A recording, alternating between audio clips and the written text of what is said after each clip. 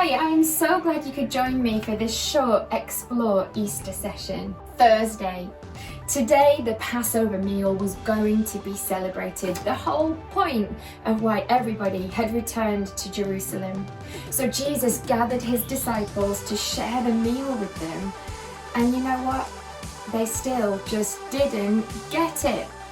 They were arguing about who was Jesus's favourite disciple. And Jesus showed them the greatest honour. You see, he washed their feet. He showed them that the greatest amongst them should become the least.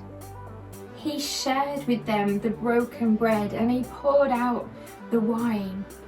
Jesus served them. And Jesus told them all that they would leave him. They, of course, were horrified and they denied it. "We will never leave you, Jesus." And they journeyed with him after the meal to a garden named Gethsemane, where Jesus wanted to pray. Now, Jesus knew what was going to happen. And actually, he wanted to pray with his disciples, but they couldn't even stay awake for long enough to pray with him. They kept drifting off to sleep. But Jesus knew what was going to happen and he couldn't sleep. You see, Judas, he had actually gone and told the Roman soldiers where Jesus would be, and the Roman authorities were on their way to arrest him.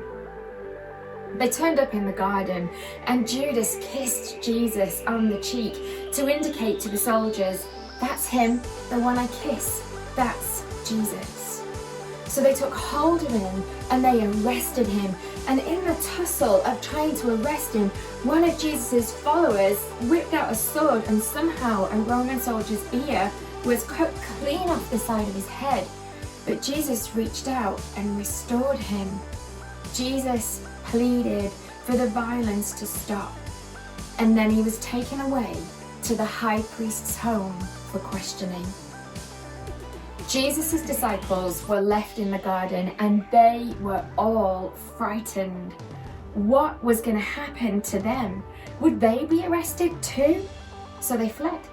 And they did exactly what Jesus said they were going to do. They left him.